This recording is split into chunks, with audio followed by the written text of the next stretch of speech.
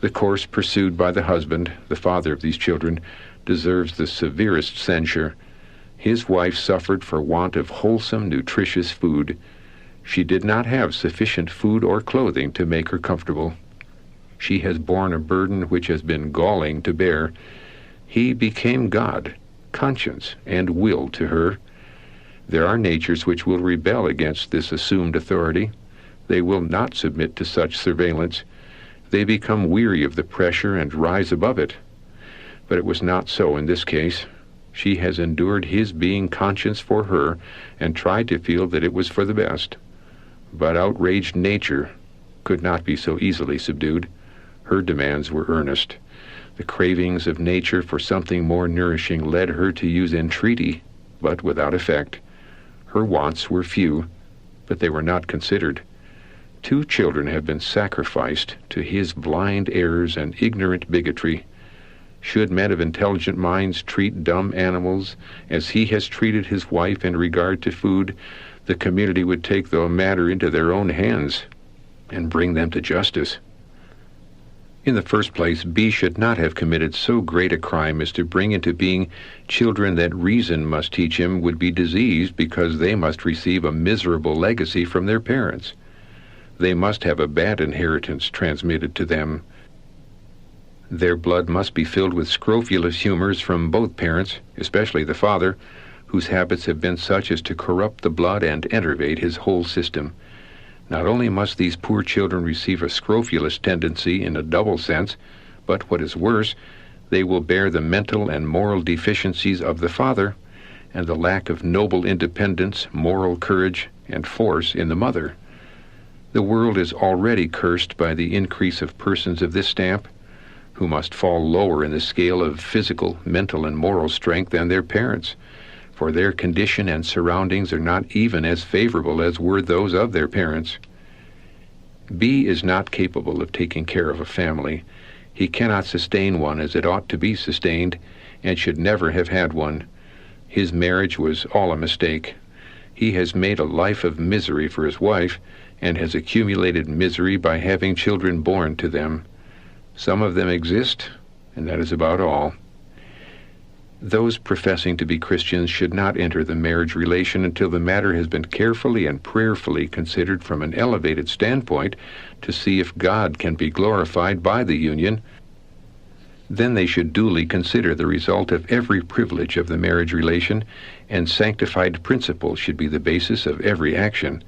Before increasing their family, they should take into consideration whether God would be glorified or dishonored by their bringing children into the world. They should seek to glorify God by their union from the first, and during every year of their married life. They should calmly consider what provision can be made for their children. They have no right to bring children into the world to be a burden to others. Have they a business that they can rely upon to sustain a family so that they need not become a burden to others? If they have not, they commit a crime in bringing children into the world to suffer for want of proper care, food, and clothing.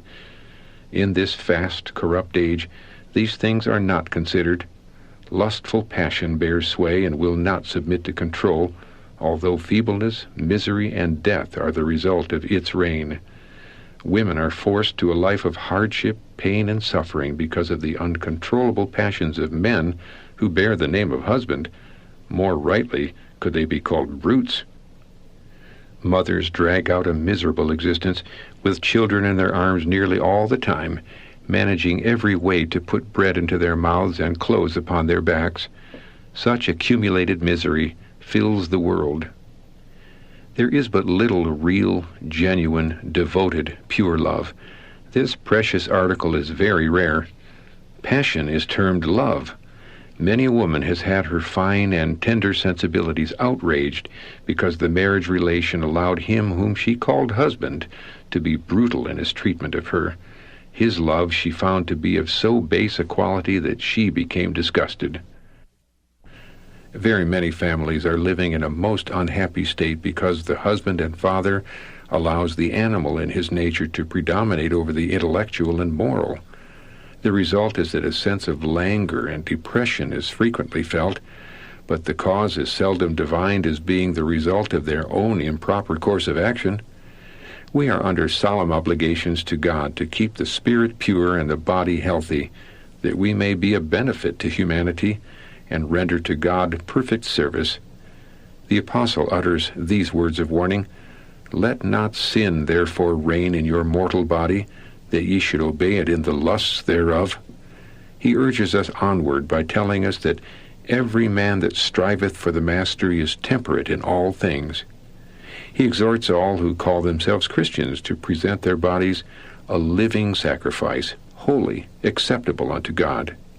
He says, "I keep under my body, and bring it into subjection, lest that by any means, when I have preached to others, I myself should be a castaway." It is an error generally committed to make no difference in the life of a woman previous to the birth of her children. At this important period, the labor of the mother should be lightened. Great changes are going on in her system. It requires a greater amount of blood, and therefore an increase of food of the most nourishing quality to convert into blood. Unless she has an abundant supply of nutritious food, she cannot retain her physical strength, and her offspring is robbed of vitality. Her clothing also demands attention. Care should be taken to protect the body from a sense of chilliness. She should not call vitality unnecessarily to the surface to supply the want of sufficient clothing. If the mother is deprived of an abundance of wholesome, nutritious food, she will lack in the quantity and quality of blood. Her circulation will be poor, and her child will lack in the very same things. There will be an inability in the offspring to appropriate food which it can convert into good blood to nourish the system. The prosperity of mother and child depends much upon good, warm clothing and a supply of nourishing food. The extra draft upon the vitality of the mother must be considered and provided for. But, on the other hand, the idea that women, because of their special condition, may let the appetite run riot is a mistake based on custom, but not on sound sense. The appetite of women in this condition may be variable, fitful, and difficult to gratify, and custom allows her to have anything she may fancy, without consulting reason as to whether such food can supply nutrition for her body and for the growth of her child. The food should be nutritious, but should not be of an exciting quality. Custom says that if she wants flesh meats, pickles, spiced food, or mince pies, let her have them. Appetite alone is to be consulted. This is a great mistake and does much harm. The harm cannot be estimated. If ever there is need of simplicity of diet and special care as to the quality of food eaten, it is in this important period. Women who possess principle and who are well instructed will not depart from simplicity of diet at this time of all others. They will consider that another life is dependent upon them, and will be careful in all their habits, and especially in diet. They should not eat that which is injurious and exciting, simply because it tastes good. There are too many counselors ready to persuade them to do things which reason would tell them they ought not to do. Diseased children are born because of the gratification of appetite by the parents. The system did not demand the variety of food upon which the mind dwelt. Because once in the mind it must be in the stomach, is a great error, which Christian women should reject. Imagination should not be allowed to control the wants of the system. Those who allow the taste to rule will suffer the penalty of transgressing the laws of their being. And the matter does not end here. Their innocent offspring also will be sufferers. The blood-making organs cannot convert spices, mince pies, pickles, and diseased flesh meats into good blood.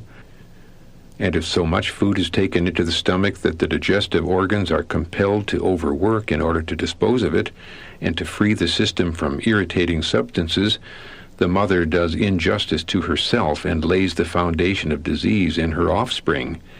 If she chooses to eat as she pleases, and what she may fancy, irrespective of consequences, she will bear the penalty, but not alone.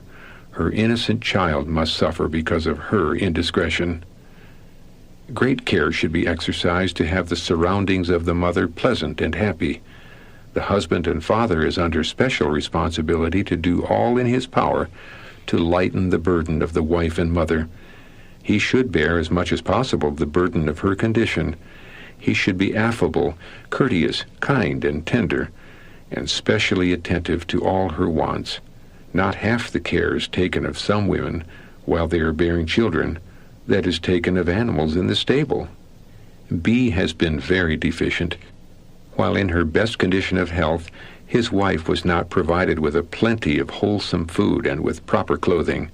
Then, when she needed extra clothing and extra food, and that of a simple yet nutritious quality, it was not allowed her. Her system craved material to convert into blood, but he would not provide it. A moderate amount of milk and sugar, a little salt, white bread raised with yeast for a change, graham flour prepared in a variety of ways by other hands than her own, plain cake with raisins, rice pudding with raisins, prunes and figs occasionally, and many other dishes I might mention, would have answered the demand of appetite. If he could not obtain some of these things, a little domestic wine would have done her no injury. It would have been better for her to have it than to do without it. In some cases, even a small amount of the least hurtful meat would do less injury than to suffer strong cravings for it. I was shown that both B and C have dishonored the cause of God. They have brought upon it a stain which will never be fully wiped out. I was shown the family of our dear brother D. If this brother had received proper help at the right time, every member of his family would have been alive today. It is a wonder that the laws of the land have not been enforced in this instance of maltreatment. That family were perishing for food, the plainest, simplest food. They were starving in a land of plenty. A novice was practicing upon them. The young man did not die of disease, but of hunger. Food would have strengthened the system and kept the machinery in motion. In cases of severe fever, abstinence from food for a short time will lessen the fever and make the use of water more effectual. But the acting physician needs to understand the real condition of the patient and not allow him to be restricted in diet for a great length of time until his system becomes enfeebled. While the fever is raging, food may irritate and excite the blood, but as soon as the strength of the fever is broken, nourishment should be given in a careful, judicious manner. If food is withheld too long, the stomach's craving for it will create fever, which will be relieved by a proper allowance of food of a right quality. It gives nature something to work upon. If there is a great desire expressed for food, even during the fever, to gratify that desire with a moderate amount of simple food would be less injurious than for the patient to be denied. When he can get his mind upon nothing else, nature will not be overburdened with a small portion of simple food. Those who take the lives of others in their hands must be men who have been marked as making life a success. They must be men of judgment and wisdom, men who can sympathize and feel to the depths, men whose whole being is stirred when they witness suffering. Some men who have been unsuccessful in every other enterprise in life take up the business of a physician. They take the lives of men and women in their hands when they have had no experience.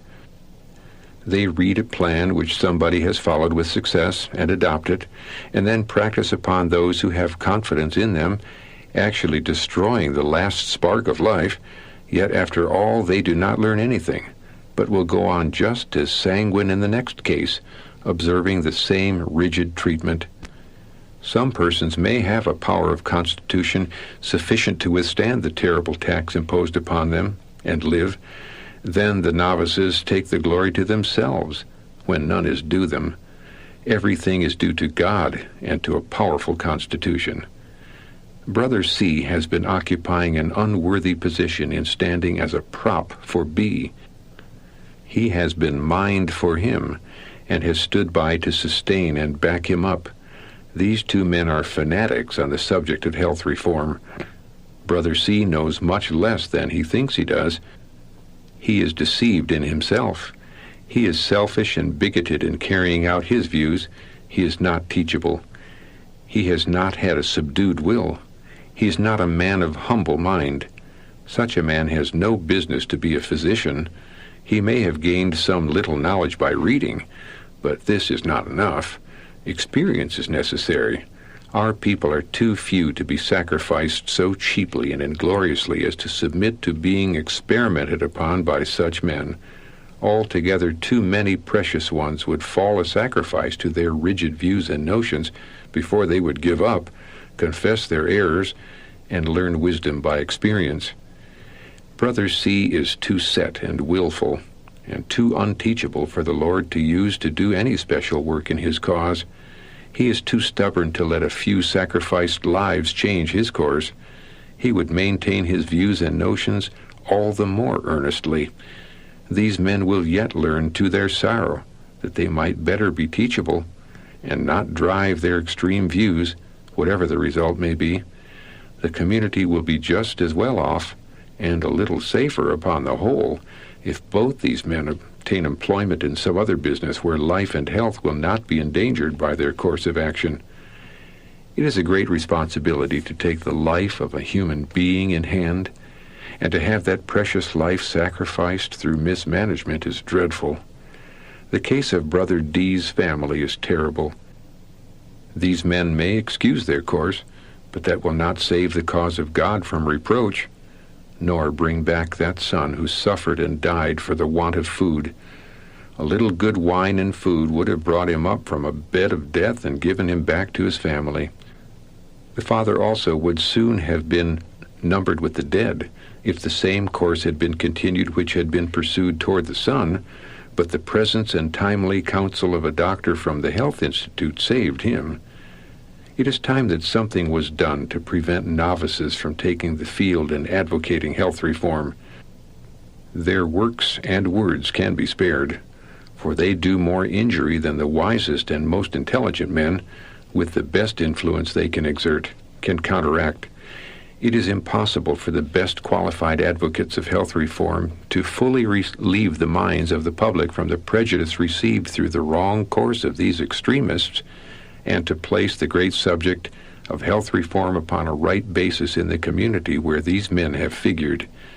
The door is also closed in a great measure, so that unbelievers cannot be reached by the present truth upon the Sabbath and the soon coming of our Savior.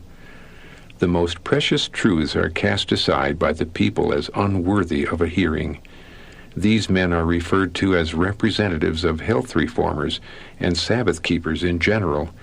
A great responsibility rests upon those who have thus proved a stumbling block to unbelievers. Brother C needs a thorough conversion. He does not see himself. If he possessed less self-esteem and more humility of mind, his knowledge could be put to a practical use. He has a work to do for himself which no one else can do for him. He will not yield his views or judgment to any man living, unless compelled to do so. He has traits of character which are most unfortunate and which should be overcome. He is more accountable than B, and his case is worse than his, for he possesses more intellect and knowledge. B has been the shadow of his mind. Brother C has a set will. His likes and dislikes are very strong. If he starts on a wrong track and follows the bent of his mind, not moving in wisdom, and his error is presented before him, even if he knows he is not right, he is so reluctant to acknowledge that he has been in error and has pursued a wrong course that he will frame some kind of excuse and make others believe that he is, after all, about right. This is the reason why he has been left to follow his own judgment and wisdom, which are foolishness. In his father's family he has not been a blessing, but a cause of anxiety and sorrow. His will was not subdued in childhood. He had such a reluctance to acknowledge frankly that he had made mistakes and done wrong that, to get out of the difficulty, he would set the powers of his mind at work to invent some excuse that he flattered himself was not a direct lie, rather than humble himself sufficiently to confess his wrong. This habit has been brought with him into his religious experience. He has a peculiar faculty of turning away a point by pleading forgetfulness, when many times he chooses to forget.